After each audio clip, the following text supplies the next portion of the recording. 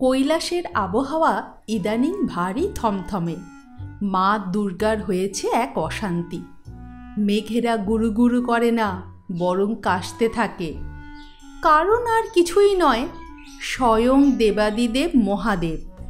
শিব ঠাকুর দিন দিন গাঁজার নেশা এমন বাড়িয়েছেন যে কৈলাস পর্বতের আবহাওয়া সব সময় একটা ধোঁয়ার চাদরে ঢাকা থাকে। ভূত প্রেত নন্দী ভৃঙ্গি সকলেই জানে এটা গাঁজার মহিমা। মা দুর্গা, যিনি কিনা দশমহাবিদ্যা দশভুজা, তাঁর কপালে ভাঁজ। স্বামী যদি এত নেশা করে তো কারোর কাছে আর মুখ দেখানোর জো থাকবে?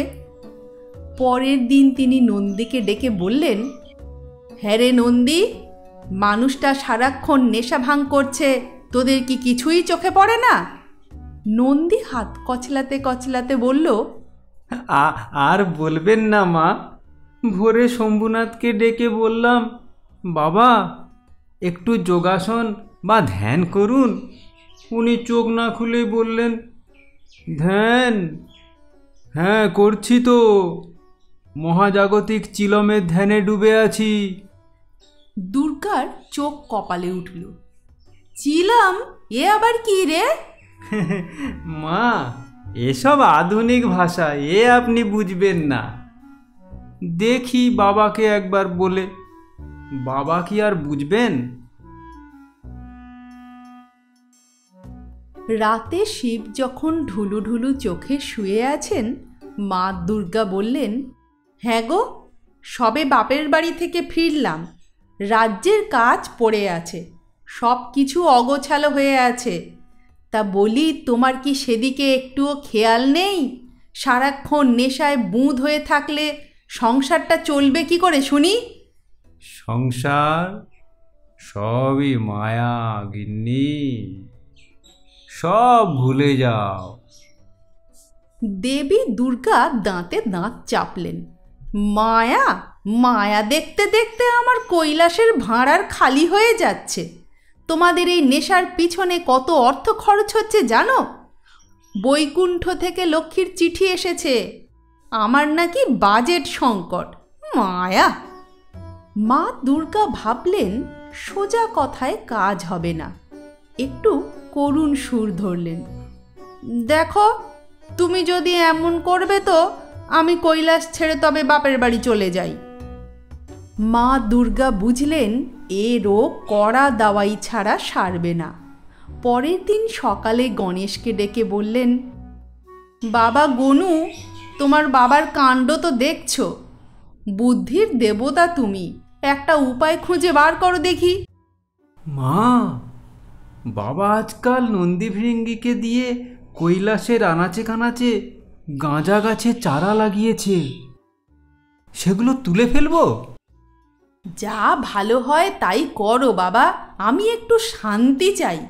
আমি যাই, দেখি নন্দীকে দিয়ে মহাদেবের সমস্ত নেশার জিনিসগুলো সরিয়ে ফেলি। শিব ঠাকুর সকালে উঠে গম্ভীরভাবে নিজের বাকছাল আসনে বসলেন, হাত বাড়ালেন কলকের দিকে। খালি তাকালেন আশেপাশে, কোথাও কিচ্ছু নেই। কেবল দুর্গার শাড়ি, কাপড়, টিপ, সিঁদুর আর মর্ত থেকে আনা নাড়ু মুড়কি। তিনি নন্দীকে ধমকালেন, কি ব্যাপার? আমার জিনিস কোথায় গেল? কোথায় আমার সঞ্জীবনী সুধা? নন্দী ভয়ে ভয়ে বলল, আজ্ঞে বাবা, মা কাল সকালে উঠে এক বিরাট স্বচ্ছ অভিযান চালিয়েছেন। শুধু নেশার জিনিস নয়, যত ভূত প্রেত ছিল তাদেরও ধরে গঙ্গায় ডুবিয়ে এনেছেন। এখন ভূতগুলোও না সব যোগব্যায়াম করছে। শিব রেগে গিয়ে দুর্গাকে খুঁজতে গিয়ে দেখেন দেবী দুর্গা তার দরজায় বিশাল এক নোটিশ সেঁটে দিয়েছেন, সর্বপ্রকার ধূমপান নিষিদ্ধ।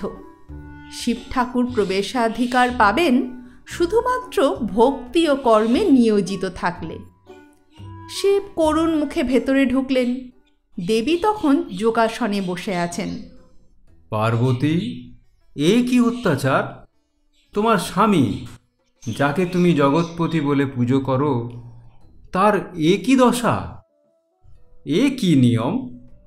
দুর্গা চোখ না খুলেই উত্তর দিলেন, জানি স্বামী, কিন্তু জগৎপতির নেশায় যদি জগতের কাজ পণ্ড হয়, তাহলে জগৎপতিকে যে এবার সংসারপতি হতে হবে।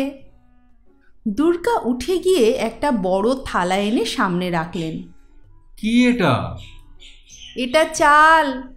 নেশার ঘোরে কোথা থেকে চাল কিনে এনেছো কাঁকড় ভর্তি? এখন বসে বসে চালের ভেতর থেকে কাঁকড়গুলো বেছে ফেলো।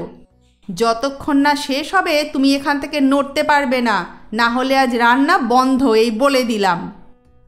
শিব প্রথমে মুখ বেঁকালেন, কিন্তু মায়ের কড়া চাহনি দেখে চুপ করে গেলেন। এদিকে গাঁজার নেশা তার মাথায় ঘুরছে, কিন্তু হাতে চাল। কাঁকড় খুঁজতে গিয়ে শিবের মেজাজ খারাপ। সারাদিন শিব চাল ঝেড়ে চললেন। সন্ধ্যার সময় মা দুর্গা এসে দেখেন শিব ঠাকুরের চোখ লাল, কিন্তু নেশার জন্য নয়, চালের দানা দেখতে দেখতে। দুর্গা হাসলেন। শিব হাঁপাতে হাঁপাতে বললেন, গিন্নি, আর কোনোদিন গাঁজা খাবো না। তুমি এই চালের হাত থেকে রেহাই দাও এবার। দুর্গা হাসতে হাসতে বললেন, শোনো, এবার বাপের বাড়ি থেকে ফেরার সময় সঙ্গে করে গ্রিন টি এনেছি, তুমি ওটাই খাও। দেখবে শরীর মন দুই ভালো থাকবে। মর্তে তো সবাই এখন ওই সবই খাচ্ছে। মহাদেবের আর কিছু বলার সাহস হলো না। তিনি অসহায়ভাবে চায়ে চুমুক দিলেন। শিব ঠাকুরের তৃতীয় নয়ন থেকে জল গড়াচ্ছিল, তবে ধোঁয়ার অভাবে নয়, চায়ের তেতো স্বাদে।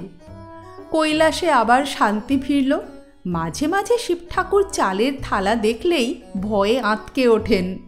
আর মা দুর্গা চুপি চুপি নন্দীকে বলেন, নন্দী, চালের বস্তাগুলো লুকিয়ে রাখিস।